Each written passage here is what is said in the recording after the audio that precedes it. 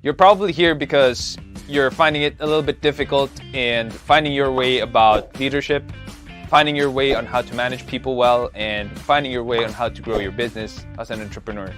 Any one of these things are the topics that we cover. I'm your host, Sean C., aka Mr. CEO at 22. I am so glad that you took the first step of being here to learn more about leadership, entrepreneurship, and management because the world needs more people like you.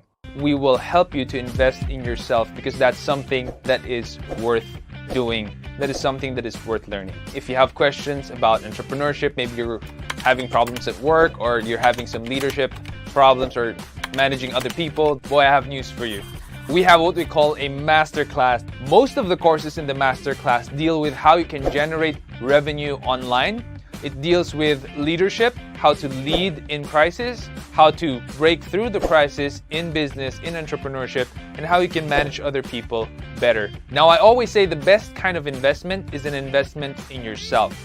And how much money are we charging for this masterclass? Not a lot. And if you invest in one, it's yours to keep. And if it doesn't, I'll refund you, no questions asked, full refund. So why don't you try it out? Head on over to sean.c/masterclass and check out any one of the courses if it fits any one of the questions in your head. And if you have any questions, you can just put it on the comment section and we'll get in touch with you. We want to know who you are and we want to hear from you. Until then, keep leading.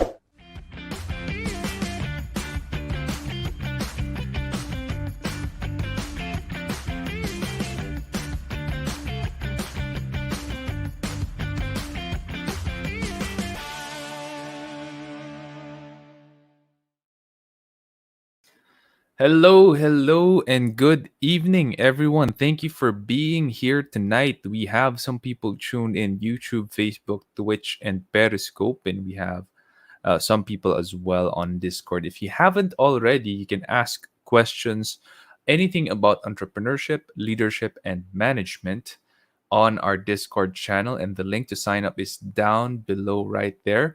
And if you are watching on YouTube, I have a request na hindi ko pa natatanong dati. Can you please hit the subscribe button? Click on that like button as well, and you can hit the bell button as well if you want to get notified about future videos that we are going to be publishing. Tonight, we have a very special guest, very special not just to you guys here, but to me as well. She's actually my wife. Her name is Apple. And she also, her real name is Angeline. And she's going to be here helping me to answer the questions tonight. We have a lot of questions about managing people remotely, leading people. So she is the heart of SEO Hacker, and she is really good with dealing with people. We're like yin and yang. I'm more getting stuff done. She's more taking care of our team. So, yes, welcome to the show, darling. I would like to believe that I also get things done, Sean. Of course, But there's no hello, argument everyone. there. Good evening. Happy to be here. Okay, so this episode is going to be a little bit tricky for us because we are just in the same room. And so whenever I speak, she has to mute. Whenever she speaks, I'd have to mute. So yeah, I have to apologize ahead for that. And without further ado, we're going to go ahead and answer some of the first questions on topic here. We have one from Erica. Do you have any tips on how to build an effective team that does not need supervision and consistently delivers great results? Wouldn't we all want to have that kind of team? So I will let the lady go first with this question before I pitch in my take on it. First off, thank you, Erica, for your question. How do we lead an effective team? I believe it first applies to who do you let in your team. So it's very important how you filter the good from the rotten eggs out there. Um, Secondly, also is well, I do this. I do this quite often before I before I allow one team member to continue on the process of being hired. I pray for this person first. If he or she is really a good fit for the company, I look at three C's. That's competence, chemistry, and camaraderie ba yun? I think it's camaraderie, yeah. So I look for the three. Uh, Culture, sorry, no, not camaraderie, it's culture. Chemistry, competence, and culture. So with these three, if it's a good fit, then he or she gets to the next stage or next phase. All right. So yeah, for me naman, how do you build an effective team? You have to build it from zero, meaning you hire them one by one. And when you hire, you have to make sure that the people you hire are the people you want. They're self motivated, they have their own initiative to get stuff done, they have initiative to improve things, innovate, improve the process, deliver results.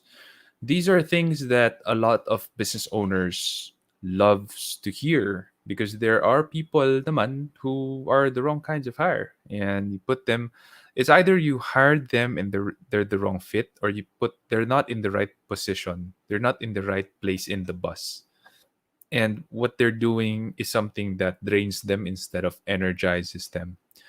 And if they are drained, then you will have a team full of people who are slow moving or non moving, and they become a source of frustration rather than a source of joy. So you have to build that kind of team one by one. That's my answer to you. I have a lot of episodes about how to hire the right people. We have that on Spotify. We've had episodes, multiple episodes about it. Actually, I might not be able to dig that deep anymore as I share my screen with you. On what exactly those episodes are. But yeah, that's probably somewhere last year. So this year, by the way, this week we have three new episodes. One of them is building a strong business. Why it takes compassion, right there. So that's a 19-minute episode. Maybe this will help answer that question on how to build an effective team. Because if you don't have a team, you probably also don't have a strong business. We have how to measure business success and the value of generosity in business. We publish 3 4 a week every week, so you might want to check it out. The If you search for leadership on Spotify in the podcast section, you can find us right next to Dr. John Maxwell. And or you can click on the link um, right here. There you go, leadme.ph/Spotify. If you're wondering what the YouTube link is, it's leadme.ph/YouTube, and you'll get to subscribe. And please also hit the bell so you get notified on our next episodes there. All right. Our second question is from Clester. How do you make your employees listen to you, and how do you handle them effectively? Paano nga ba? Effective naman tayo yata, no? Effective naman yata tayo, no, Han? I pray and I hope. How do we do it? How do we make employees listen? I believe in the verse, do to others what you want others to do unto you. So if you would like to be listened to, you first have to listen. Listen to other people. And you don't just listen to hear, you have to listen to understand. And when you listen to understand, you don't just listen to the words they say, you also have to listen to their eyes, basically. So you try to understand what they're trying to say with their body language. Um, Sorry, Sean, can you flash the question again? I'm missing the second part. And how do you handle them effectively? How do we handle them effectively is, yeah, we have a platform. Uh, we call it Teamster. We use it to ask questions to our team weekly and actually bi-weekly, no? Yeah, so we have a end of the week feedback form and another feedback form um, every payday. So that's yeah, twice a month. And we ask them how we can improve as a management.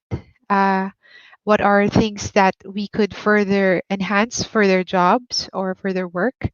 What are their suggestions for us? Some things like that. Also, I'm not sure if Sean already shared this in previous podcasts, but Sean and I, the management team, have weekly meetings with our team. So we keep them up to date as to what's happening with the team, uh, what's new. Um, yeah. So our goals for the month, our goals for the next month, some things like this. That way everything is clear and the goals are set for the team to follow through. Yeah. Basically, I think that's my answer. How about you, Han? For me, it's all about influence. People will not listen to you if you don't have any influence in their lives. So the first stage of influence, or the first stage of leadership, because leadership is influence. Influence has to do a lot with leadership. The first step, or the first level, is position. When you have position, you can throw your weight around, and people have to listen to you. They have to follow you because you hold the title. That is the lowest level, because as soon as you lose that position or that title, people just stop listening to you, stop mattering to them. The second one is relationship.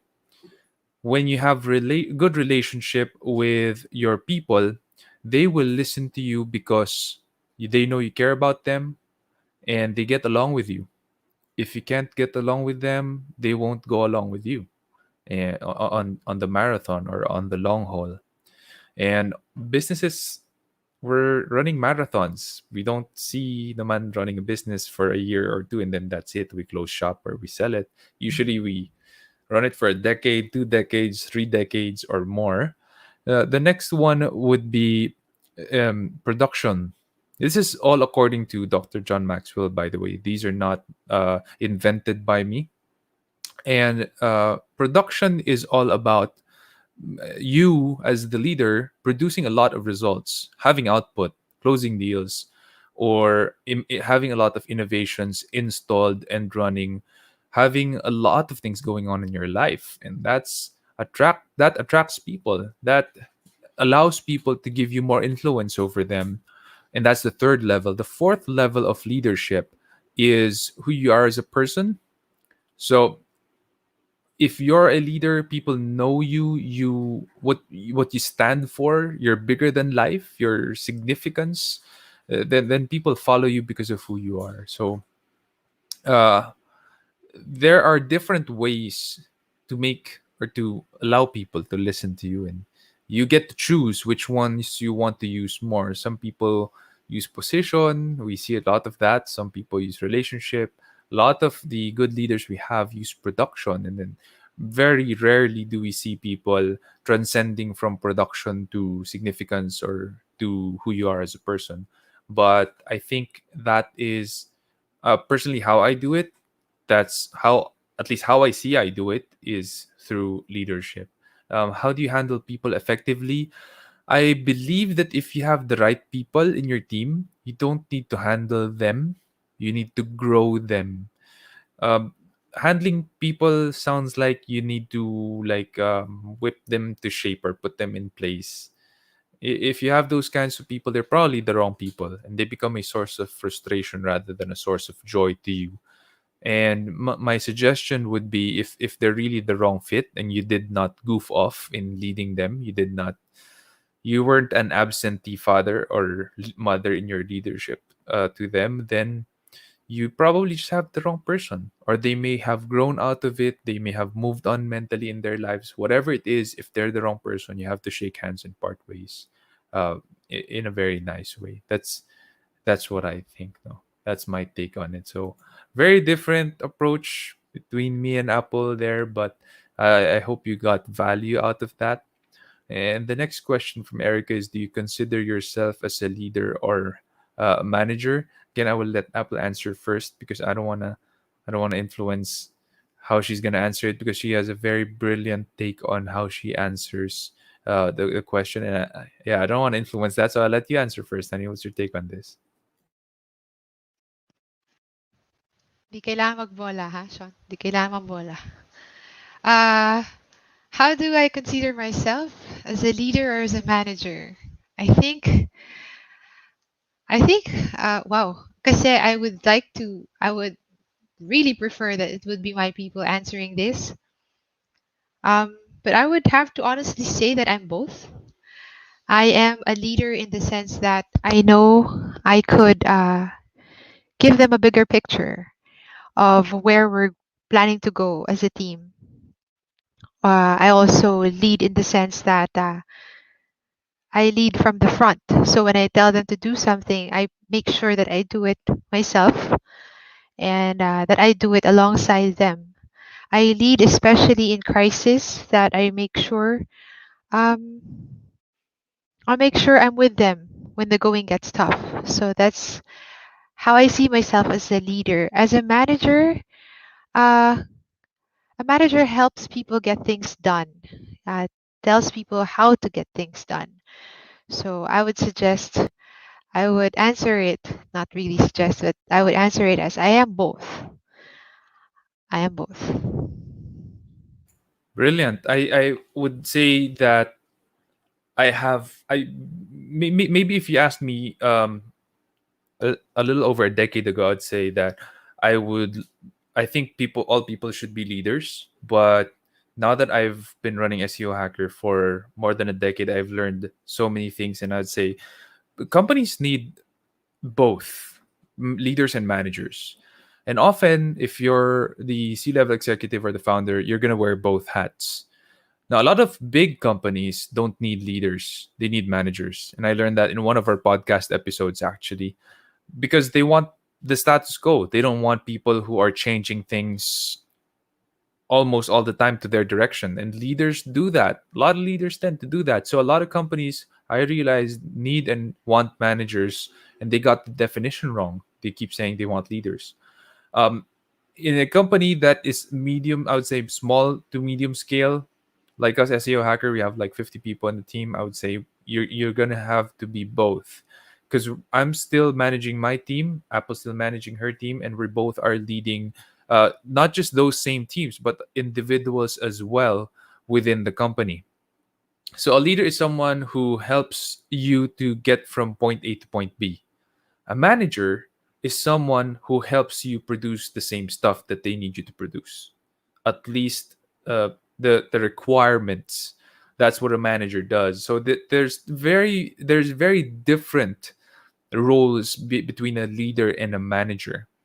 And a manager is all about maintaining status quo, being more efficient with what we have. A leader is someone who looks beyond what we have and says, this is what we can be.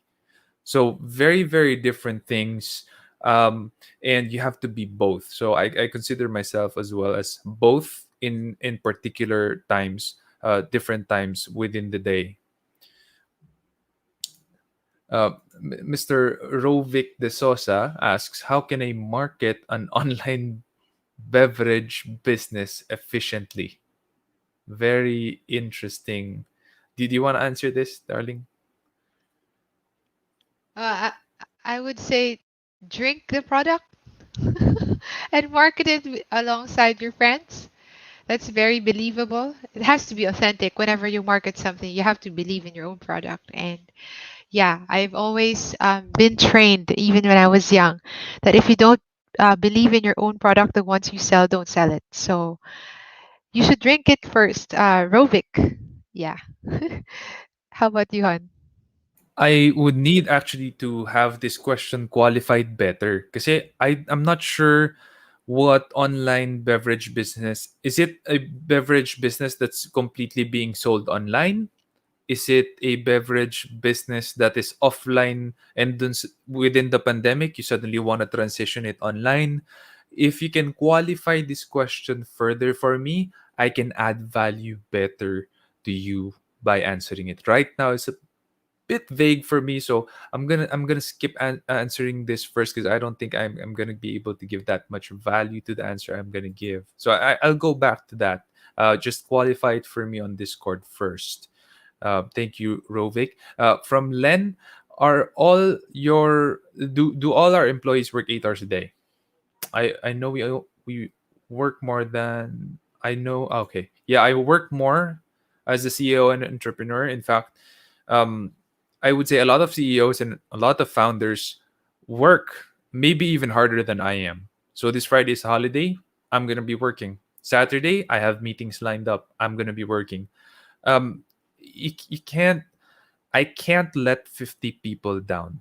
That is something that for me is not honorable, and I honor is a very big deal for me. Honor is a very big deal. So I work as hard as I can, but I try not to burn myself to the ground because people also suffer when I'm burned out and my patience is cut short. I get angry easy.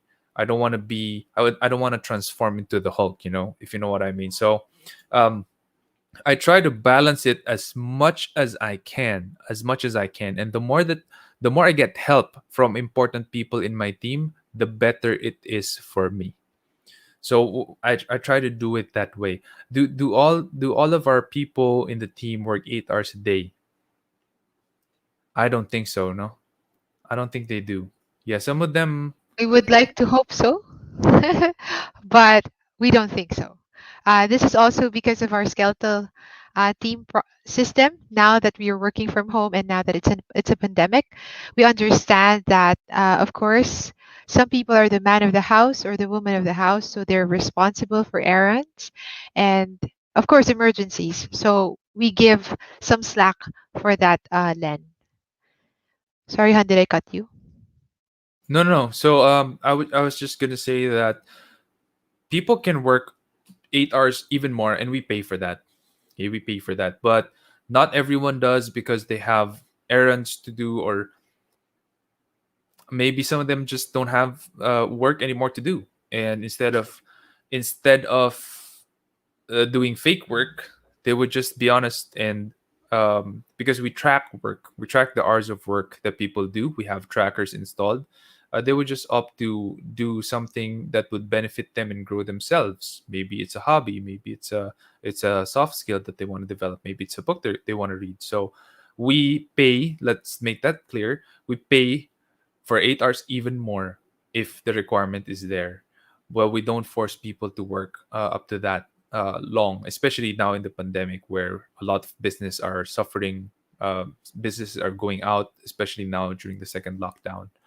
So we understand the landscape and we try to adapt and help each other even within the company as much as we can. Hope that helps. From Mitch, can you share how you decided to scale up and niche down your services in SEO Hacker? Also, how did your other digital businesses come about? All right, so we did not niche down. When you say niche down, is we trimmed the fat and eliminated some services that were not sellable. We actually don't did not niche down. We we are best known for SEO because we rank at the top for the keyword SEO Philippines, which is arguably the hardest keyword in the country. And so we've always been known for that. And the business name is SEO Hacker. Not that I wanted that to be the business name. If you know the history, if you've heard me speak, or if you listen to the podcast or on YouTube, that name SEO Hacker is actually a blog. That's how it started. I didn't intend for it to be a business with 50 people in it servicing the biggest companies here in the Philippines and abroad. I only intended for it to be a blog where I would write everything I was learning about SEO, and that's it. So it's not that we niche down, it's just that we're known as the best at what we do. And so it's what people get us for. That's mostly SEO and digital marketing that has high ROI. Um, we scaled up. We decided to scale up because the need was there. It's not because I just decided to do it. The need was there.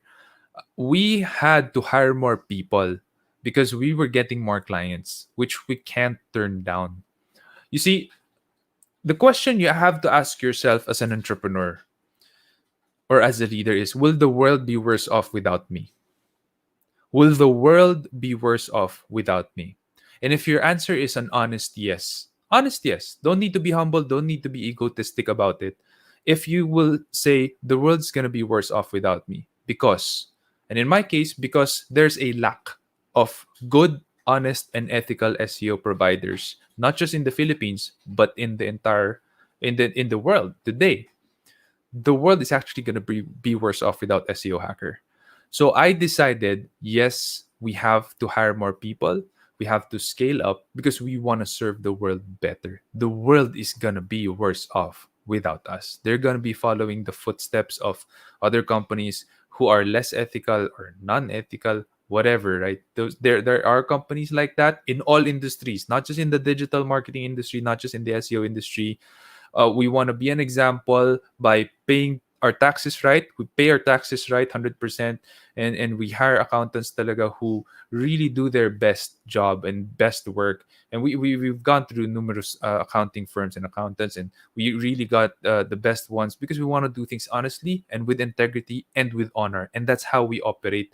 And if your answer is yes, the world's going to be worse off, then you have to exist, then you have to scale up. So it's not like I made that decision just like that. It's I thought about it, and the answer is we have to do this. We have to exist, we have to grow. Also, another thing is, if you don't grow your business, you just want to stay status quo, guess what will happen? You're going to be eaten up because your competitors, they are after blood. They're always after blood. They want to grow. There's just a big pie. They're gonna want your piece of the pie. If they're targeting growth and you're not, they're gonna get your piece of the pie. That's consequentially what's going to happen. So if you also have that in mind, then there really is no other way but to grow and grow and grow. And growth in business requires you to grow yourself. So it's actually a good thing because you're going to be challenging yourself to grow. If you don't grow, it's impossible for you to scale up. It's impossible for you to grow your business. And how did the other digital businesses come about? It also came about through need. So queries, which is a micro survey, came about because the only customer feedback survey form that is on a per page basis, which queries is, was super expensive. It was super expensive, and they're the only provider during that time. So I talked with my partner, and I asked him, "Can we do this? It doesn't look so difficult. Can we do this? Can we set this up? Do we have the expertise to build a server? Do you have the expertise to make sure the database hits are okay?" And the answer was yes. So we went ahead and did it, and we use it to serve our clients as well. So there is a direct correlation with SEO hacker. I don't Let's make one principle clear. I don't start businesses that have completely no correlation with my first business, SEO hacker. And that is because I want to build on that exponential compounding effect. Meron na si SEO hacker. May system na ako dito. It works. We can just port that and move it to this new startup, and it's going to work way better, way faster, and with more accountability. And that's the competitive advantage. Can I add also, love? So I think it's also very important that you stay within your niche. I think Sean was saying that as well. I think being influenced by my father also, he told me, make sure that whenever you start something, you know all the ins and outs, you know the ropes. Also, I think how other how the other digital businesses came about is also the demand. So there's a high demand and a low supply. So there goes the need. So if there's a need, jump ship. Parang ganon. Okay. Also, shout out to Michael Lark Duncan. Thank you for tuning in tonight. Really appreciate you being here. Um, and yeah, join us on Discord. I'm looking for the next question, and that's going to be from Erica. Do you have any advice in managing a difficult team member? I'm gonna ask you, Sana, to qualify what a difficult team member is, but we all have different relative experiences of how difficult can get. So I'm just gonna let Apple answer this one first, and I'm gonna go next. So first, how I would do it, I think, would be is to listen. So let's, as Sean was saying, let's qualify how difficult this person could be. Is he or she someone who wants to get things done his way and his way only, or is this person? Does this person feel like he or she is just correct all the time? So that I think we listen first, and then how do you manage a difficult team member? Okay, so the fact that we have to manage, not lead, is we just make sure that this person would be able to get to do the things that we need her or to get her job done or his job done. So first, I will be very clear of the rules and very clear, not really the rules. Be very clear of the goals of what he or she is doing. Give the reason as to why the task needs to be done, and explain and explain and explain until he or she understands. However, if he or she doesn't understand, I think Sean mentioned it earlier. It is also best to part ways if because this will definitely affect the chemistry in the team, the culture in the team, and again the competence in the team. Because if a difficult member is influencing others to not do their job well, then yeah, it would be better to part ways. So how about you, Sean? I actually wrote an entire section about this in my book 50x Your Business. So if you're interested in learning deeply about how do you manage a difficult team member, how do you stop gossip from seeping in to your company's culture and dividing your team, how do you fire an employee in a nice, honorable, and respectable way, all of the stuff that I know and I do as a leader and managing SEO Hacker as its CEO, I actually put into this book. And guess what? It's just $5.19. It actually hurts me to see that's how cheap I'm selling my book for on Amazon. I don't have a hard copy yet, but because it's a pandemic and I wrote and published this April last year at actually the start of the pandemic. Um, so you can get this book, download it today, $5.19. That's like, I don't know, a Starbucks coffee or two. And everything that I know and do managing leading SEO hacker is here, from hiring, firing, building the company culture. You can get it today. So, how do you manage a difficult team member? Okay, here's what I wrote there. There are two ways. Number one, positive reinforcement. Number two, negative reinforcement. Now, some people would say, don't spank them. Don't do the negative reinforcement. Just positive. Don't sanction them. Don't send them a memo. Because that's negative, that will bring people down. Just tell them the good things and maybe they can do even better. You know, you're gonna need both. In my experience, you're gonna need both. Because if the encouragement doesn't work, and there's a lot of times that it does not work, then you don't have memos lined up enough to part ways with them and fire them.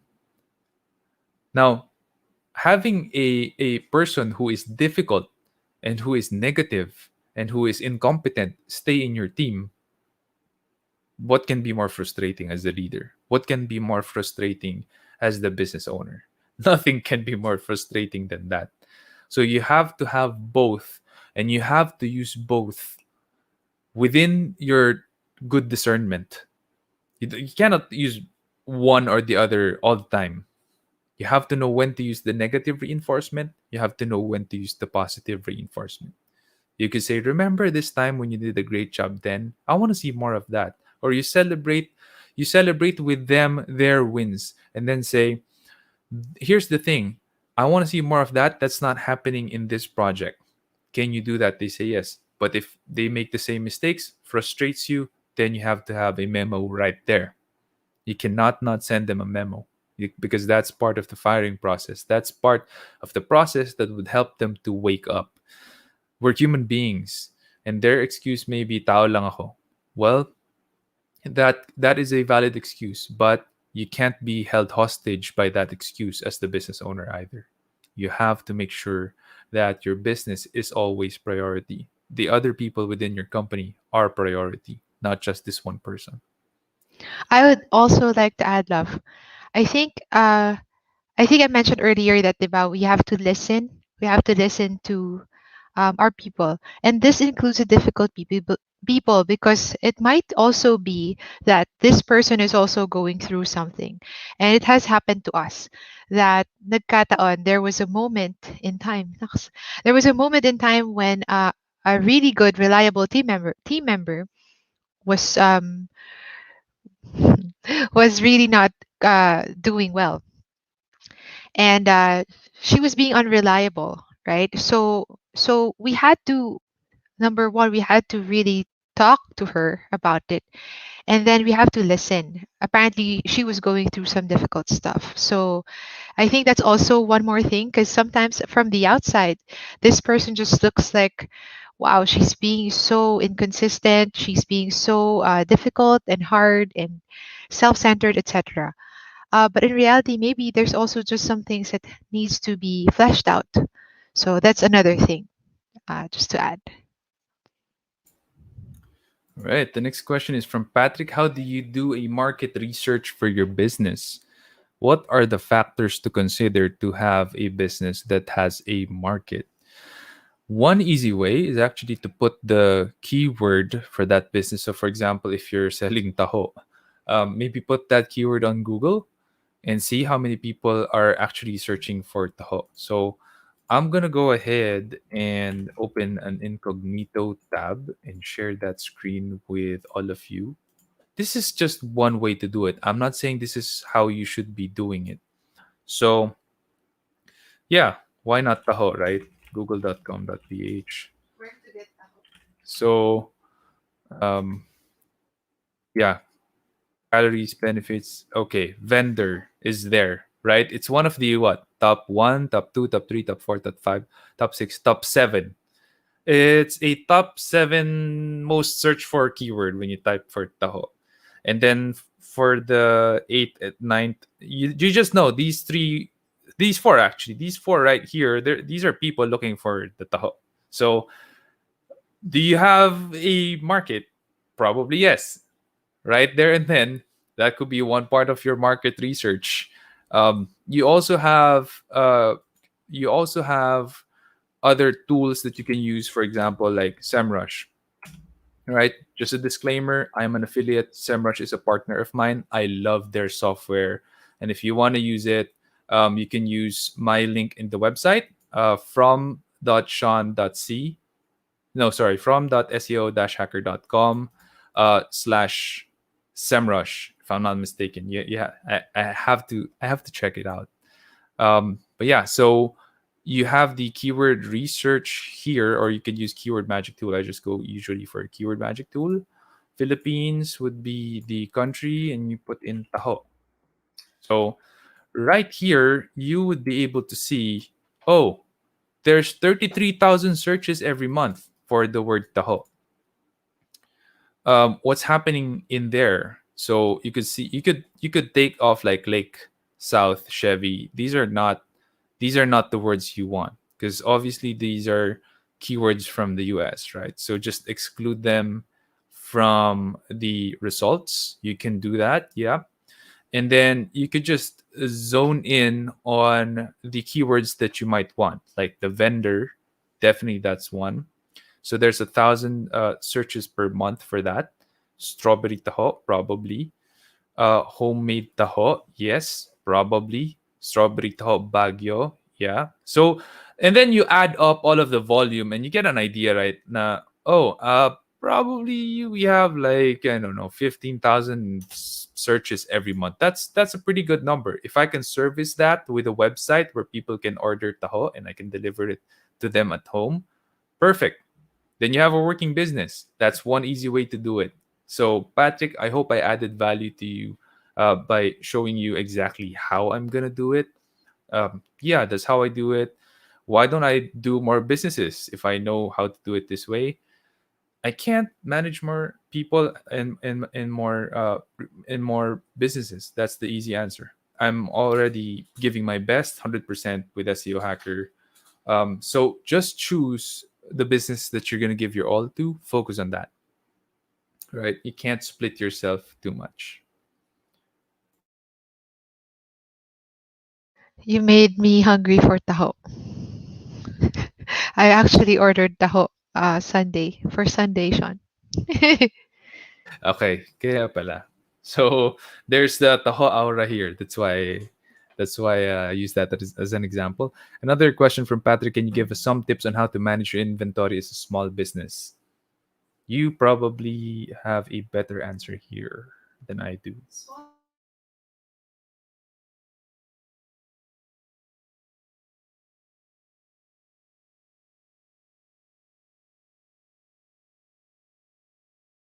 Okay. Hi. Hi, Patrick. Uh, Tips on how we manage inventory. So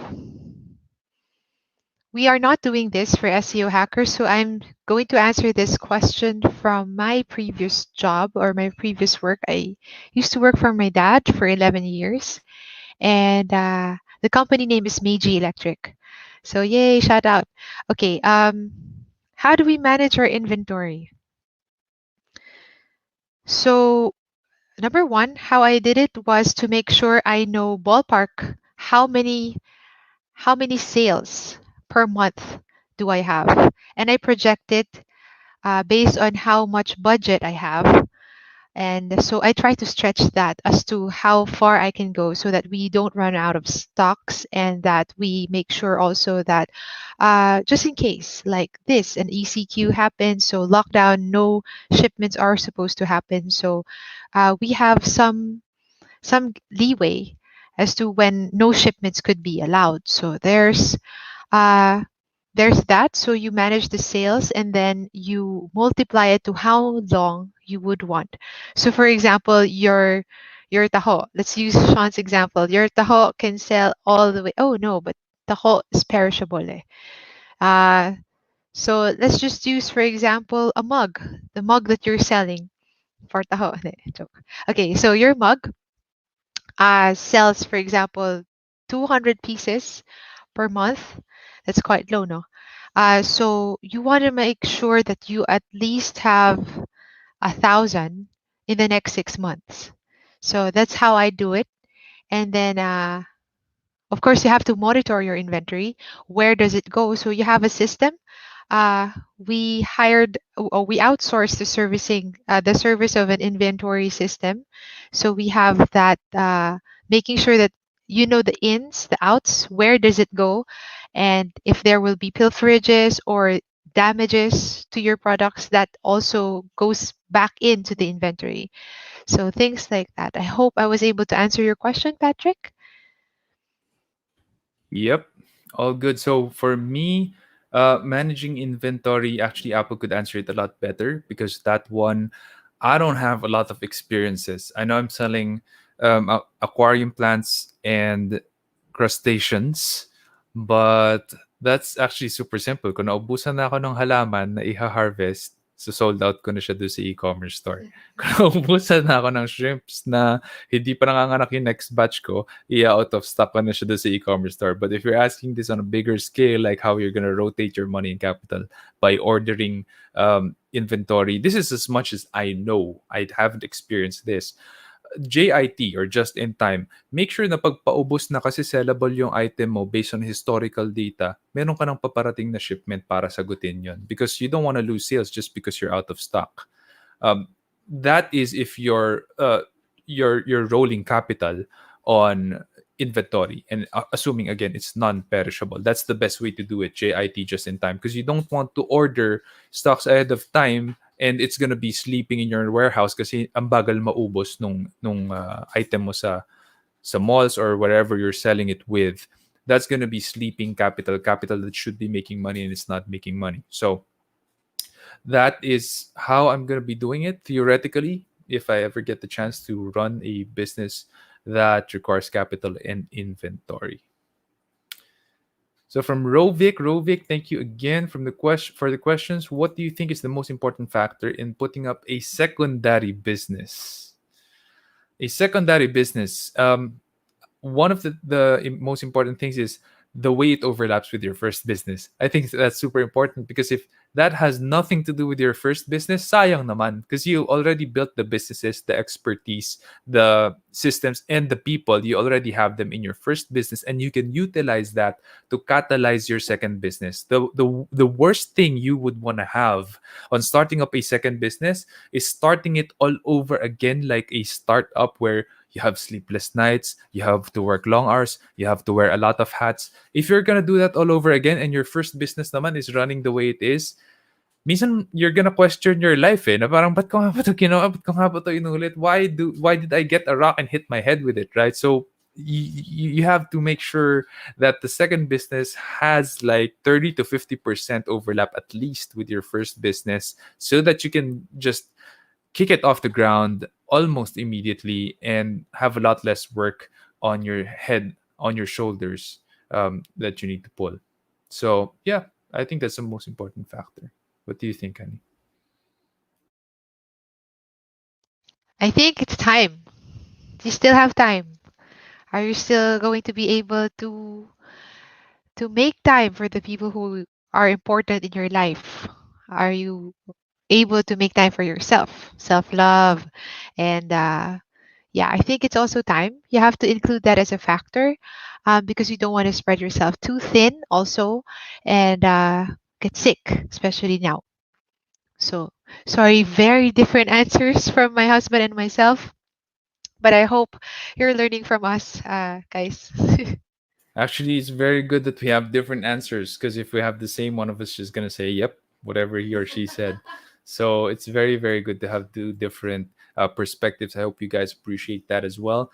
From Mitch, what is the future of digital marketing in the country? Is it going to be the new product or service other countries will outsource to us in massive scale, like customer service or parang BPO? No, so I believe that the future of digital marketing in the country is actually the country going digital.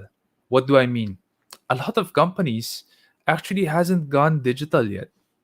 The numerous companies that are sadly dying off or having a very difficult time right now, it's because a lot of them have not gone digital. They have no digital solutions. I keep saying this in my webinars that I ran last year, whether public webinars or private. People still want the what. Whatever it is you're selling, whatever it is you're giving out as a service, people still want that. They still want your ramen. They still want your taho. They still want whatever it is that you have to offer. It hasn't changed. Guess what? It hasn't changed. You know what's changed? How are they going to get it? Because right now it's ECQ. You can't go out. You have to have a pass, whatever. There's so many reasons. Or you're risking your neck out there. If you go out there, you might get the virus. You might bring the virus home, whatever. These are the friction points. These are the stoppers for people getting the what, but they still want the what. Now, the companies that were able to address those friction points and actually got to how How are we gonna do that? How are we still gonna serve them with the what? How are we gonna get it to their hands, and how are they gonna pay us? How are we gonna get that money and still make revenue and make sure that we make a profit at the right time? Companies who were able to address the how, a lot of them, it's because they went digital. So I'm not going to tell you now we're going to be the digital marketing capital of the world. That's going to be the future. That's going to be the vision. No, just look here, right at home. There are so many companies that have not gone digital. So the future of digital marketing in the Philippines is going digital. Sounds so redundant, right? But that's, being knee deep more than a decade. I've been doing digital marketing for more than a decade in this country. SEO, social media marketing, website development and design, pitches, you name it, I've done it. Most probably done it. The digital gap in our country is huge and it's still big, and the wave is just the beginning. So that is where we are.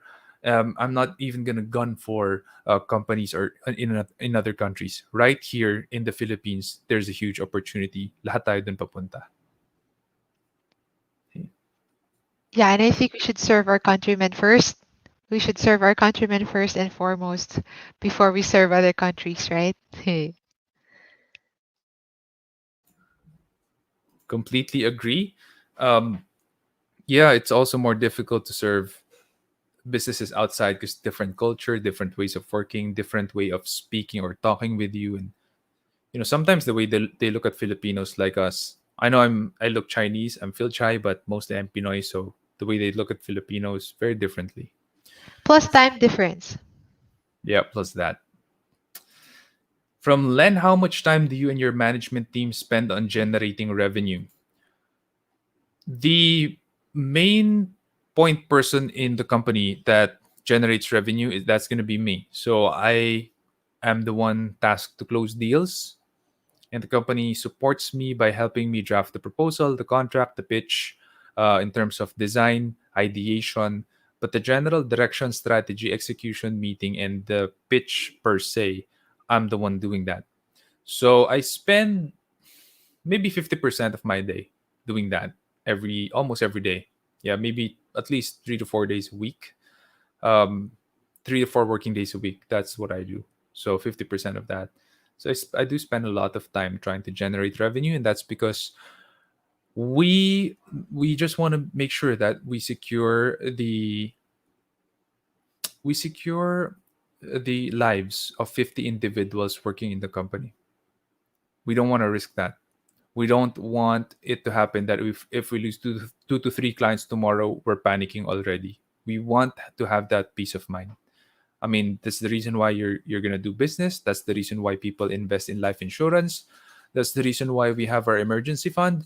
That's the reason why we invest in the stock market with money that we're only willing to lose. It's because at the end of the day, the goal is peace of mind. It's not to make more money. It's not to make a disgusting amount of wealth. It's to have peace of mind. So yeah. From Erica, how do you effectively manage a team mostly made up of young people? Millennials or Gen Z? I'm gonna let you answer that first, darling. I really hope wait lang. I really hope that we're managing them, we're leading them very well as you guys ask. Okay, so how do we do it? Uh I mentioned earlier the verse, do to others what you want others to do unto you. So we do it how we would like ourselves to be managed. So we don't micromanage people. We set the goals, and we respect how they will do it, when they will do it. Well, of course, that is of course setting also the deadline. Um, Effectively manage a team made up of young people. I think uh, young people, older people would like to be respected, would like to be listened to, would like to grow. So that's something that we promise our team. We grow them. We make sure that they won't leave our team as is, where is, how they were. They will definitely learn skills. They will definitely learn how to lead other people as well. That is if they have the initiative to want to learn that, but that we always give that opportunity to other people, and we welcome suggestions as well. So how we lead is how we want to be led, and that is being given direction and being given the freedom on how to do things the way we do best. We also allow them to go from one team to the other to explore if they would like to do that. So, another way we lead is to give opportunities for more growth or for growth. Uh, yeah, that's how I would answer that, Sean. Perfect. So a lot of people, Simon Sinek and all the other speakers that whose voices are generally heard about the millennials and the Generation Z. When we've seen this in YouTube videos, is that the difference between millennials and the boomers or the Gen Xers is that when millennials, and that includes me, by the way, in Apple, we're both millennials. When we work, we want to work with a bigger purpose than just having a paycheck. We want to know that what we're doing matters in the grander scheme of things. And so in SEO Hacker, we do our best to show people this is what your work is doing. Oh, you're writing articles. It's not just because we want to share that on social media. It's because we're actually, that article that you wrote is actually getting traffic for the website perpetually every day from people who matter and who become customers for our client. So we connect those dots for them, and that gives a sense of purpose that's bigger than the day-to-day grind. That's super important. In my case, I'm the lead salesperson or the lead business developer, and I can easily connect it by seeing the bottom line.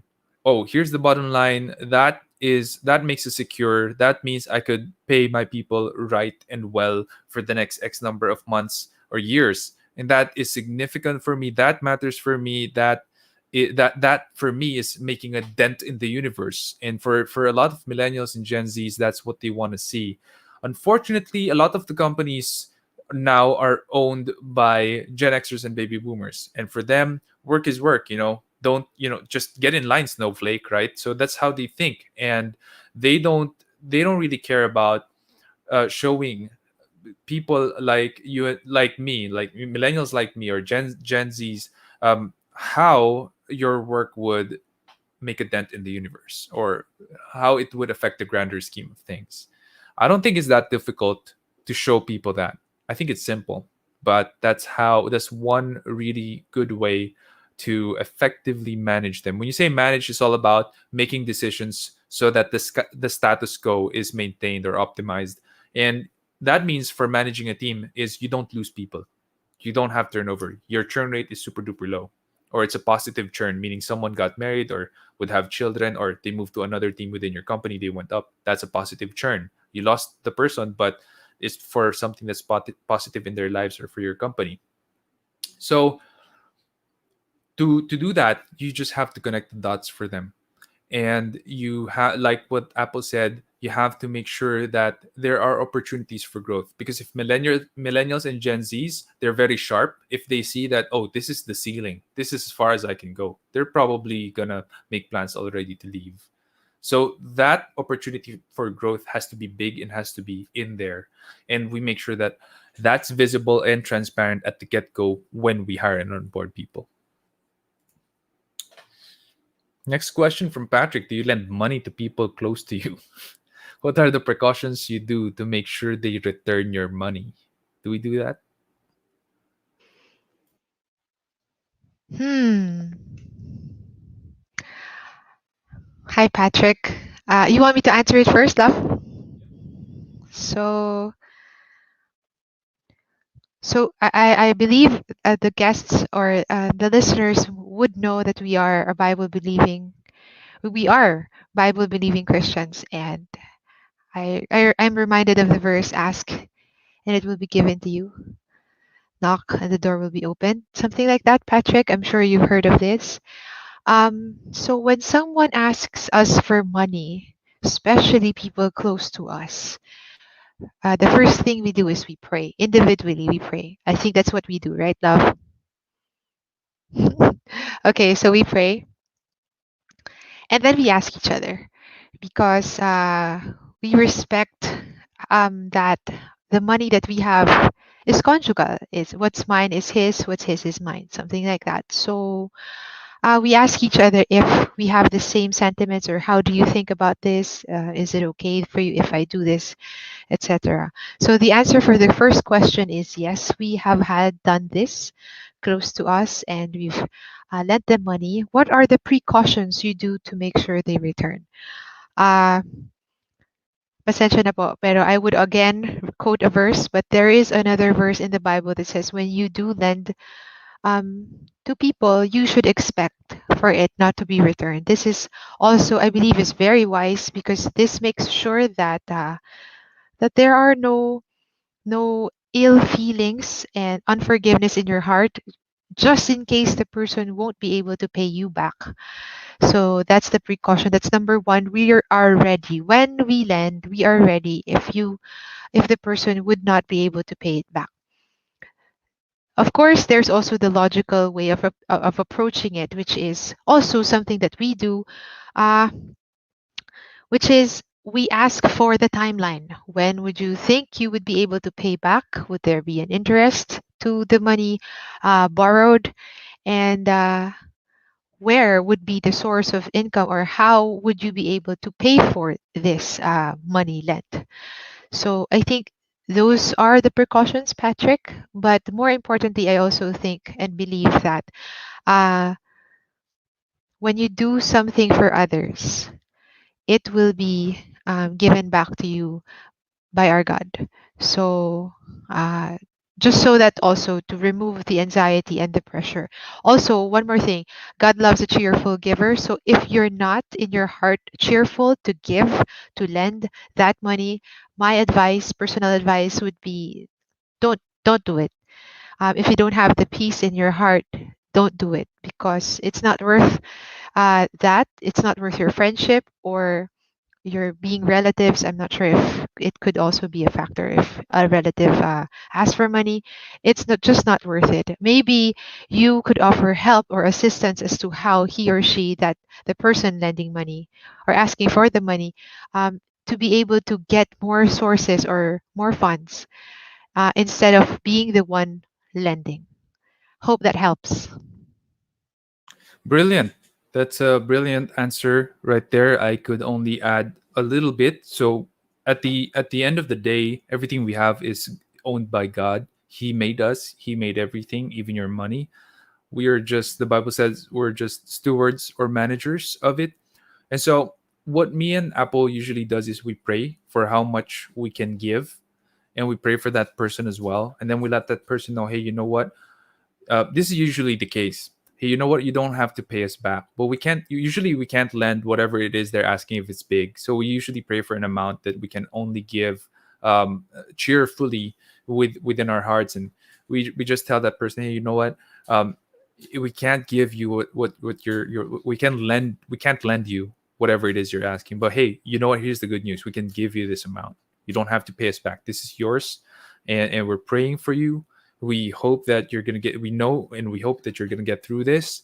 And if you need any advice, you can just let us know. We're happy to help. um, and you know what, usually they take it, because a lot of people they're really, I find that they're really in need. A lot of people ask us for help, they're really in need, and they just need it during that time. And God has blessed us so many times by giving away. You'd never understand how that amount is gonna go back to you, but it's gonna go back to you multiple times. That's what I can say. I'm a living testimony of that. Yeah, whether in money or in kind, right? Right, hun. Yep, whether in money or in kind. From Erica, what were the challenges you faced when your team started working remotely? From the looks of your face, you want me to start answering? Okay. Uh, wow.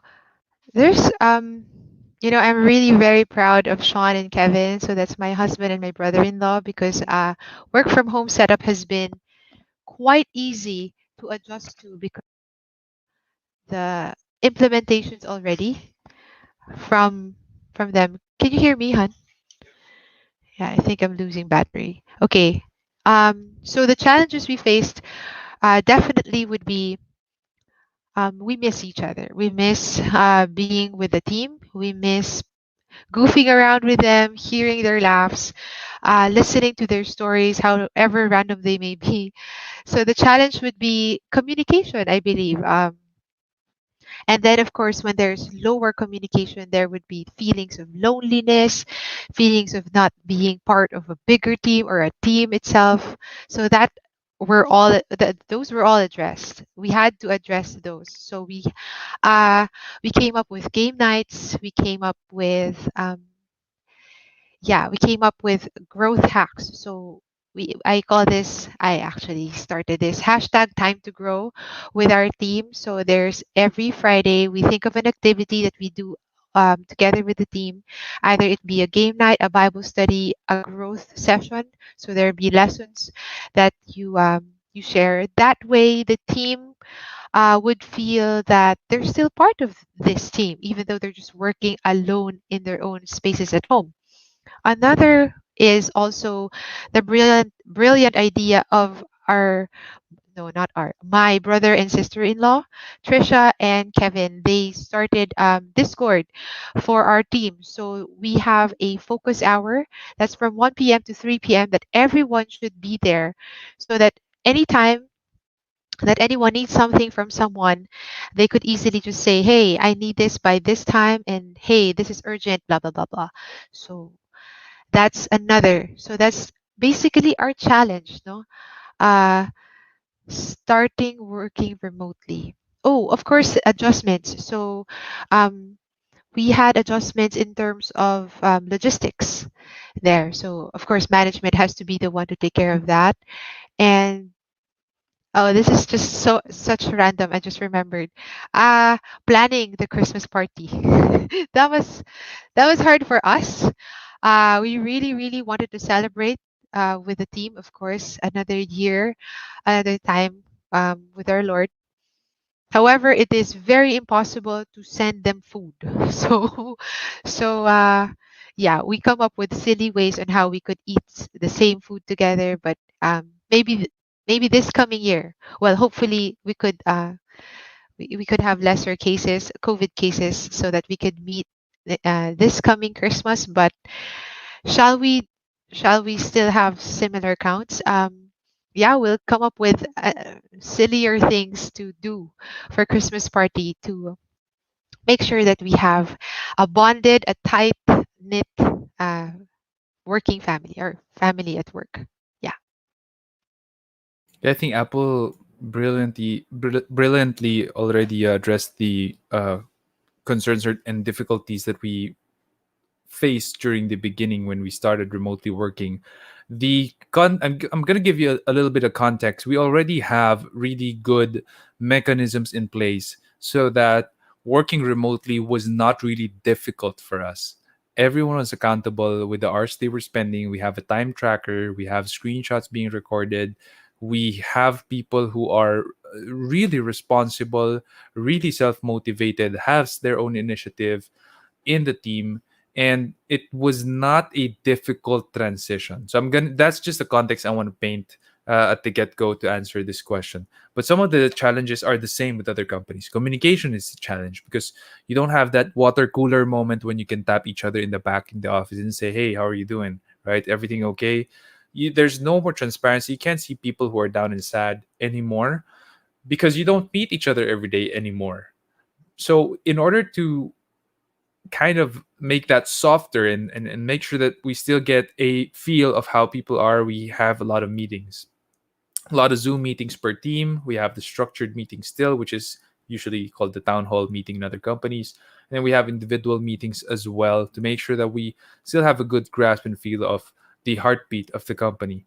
When the Apple also discussed that we have a tool or software that we developed in-house called Teamster, and we use that to get feedback from people. How are we doing? Where can we help? What are some of the things that you think we can improve as leaders in the management? And so we get this feedback even when we have transitioned off to a remote team. And that has helped us a lot. We our team being honest with us helps us because that helps us to improve and adjust to the times.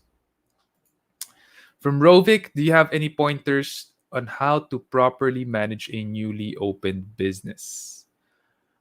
Well, I my biggest advice would be always be on the black. Always make sure that revenue is greater than expenses. That's the biggest thing right there. So if your expenses are lower and you're selling more, you're making more profits, you're making more revenues, for me, you're doing a great job.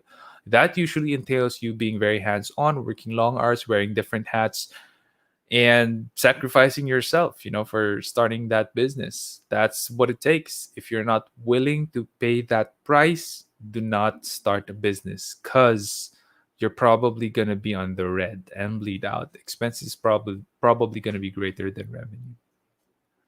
Can I add? Uh, for Rovic, I think for my for my advice, that would be think ahead before you implement rules, before you implement perks for your team, for your company. Think ahead. Am I still going to be willing to give this to 100 people next time if I have that much people under my wing? Um, will this rule be practical even if I grew up to this size? So those types of things. That's my pointer. Uh, we were it was really fun actually how Sean and I experienced this, especially Sean and Kevin, more of Sean and Kevin. He started this business with his brother Kevin C. So yeah, when they were starting it, he was also like consulting, quote unquote, consulting with me, sharing with me his ideas, and I was sharing with him that yeah, you ought to really be careful of the rules and of the perks that you will be giving your team, because in the end you can never take it back. Uh, yeah, when a group of people, for example, the first hires are already used to the set of rules, then you suddenly have to change them, adjust, for example, working hours from it used to be half day and then now you have to work full time, same pay. That would just create chaos and a lot of disagreements with your team. Or the number of leaves. For example, you gave 5 VLs and then you suddenly want to make it 3 for a year. Uh, yeah, again, that would definitely create problems. Also, another pointer, which hopefully you already know, is um, do everything that our government, at least bare minimum, do everything that our government is requiring, even for a small startup business, because that would prepare you. Um, yeah, and that would prepare you for when you are going to scale up and when you have more people under your wing. Okay, that's it, Sean. Perfect. We still have a lot of questions, but I'm good. We don't have time, unfortunately. So I'm gonna skip to two questions that is very interesting. And Dan asks, "Are there challenges in working with a spouse?"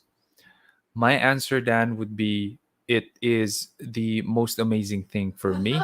I have nothing that I would say is a challenge with working with Apple. Maybe it's just because it's Apple and she's a brilliant, fantastic, loving person that is so easy to work with.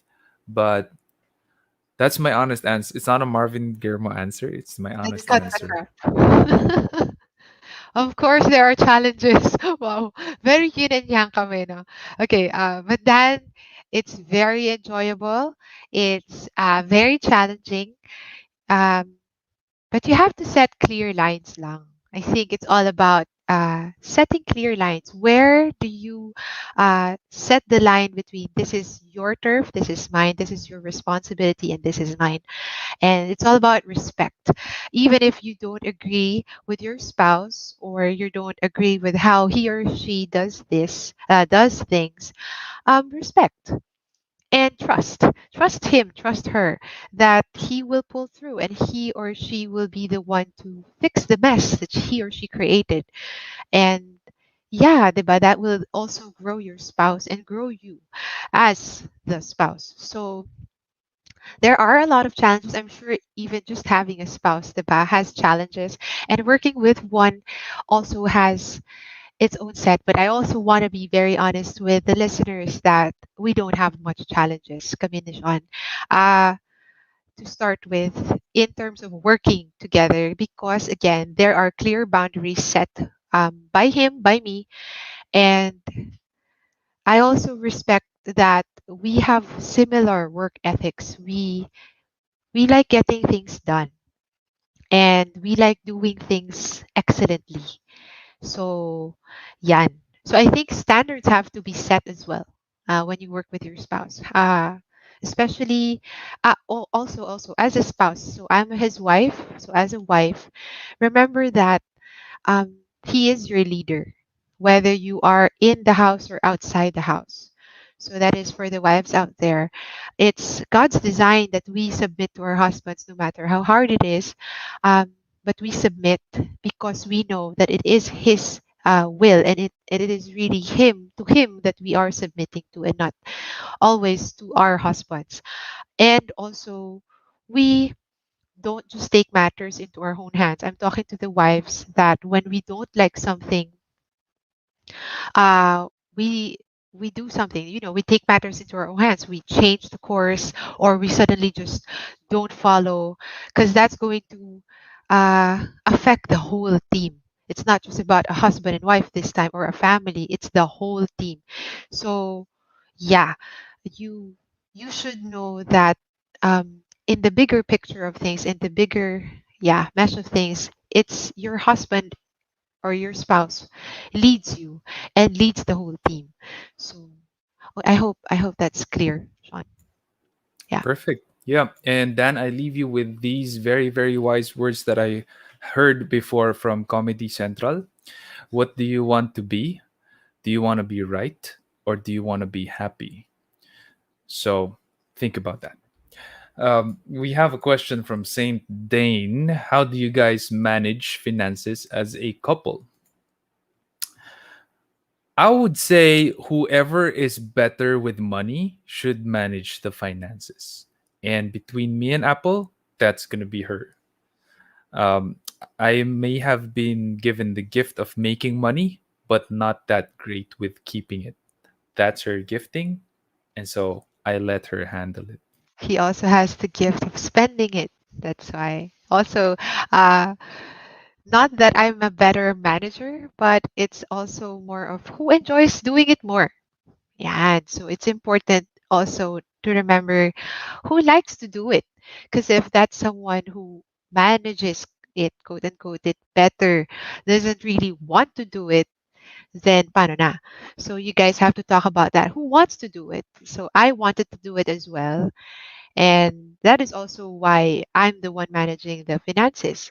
Uh, I think it's also very important that as a couple, you don't leash, you don't control uh, the spouse.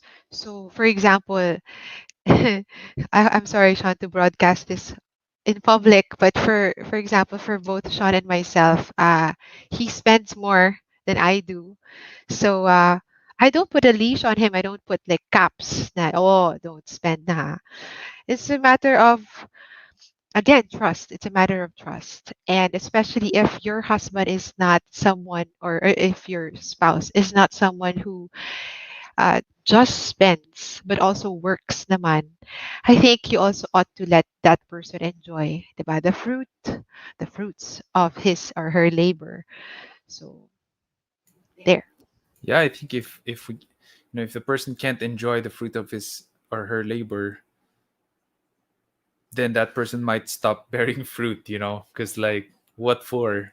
So, um, yeah, that's this is so bad. I'm so bad with handling money.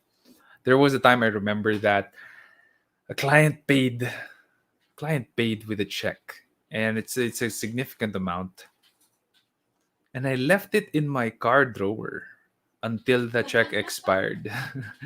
And the client, when I told the client, "Hey, can you replace this check because it expired and it's a significant amount," and I forgot that it existed. I left it in my car compartment.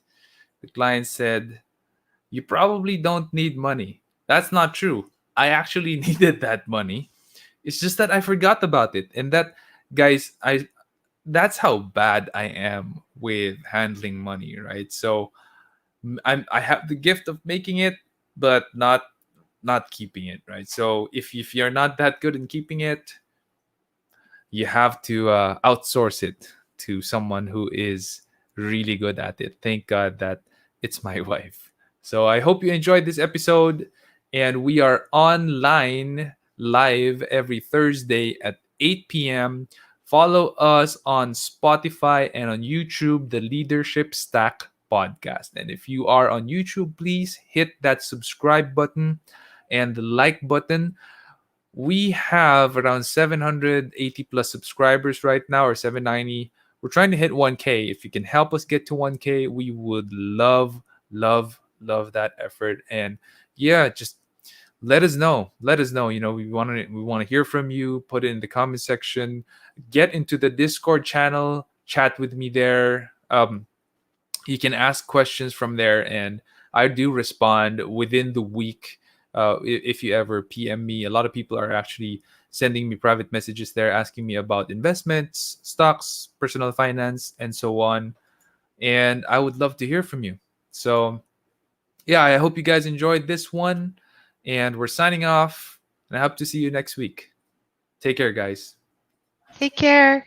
Keep safe. Bye, everyone.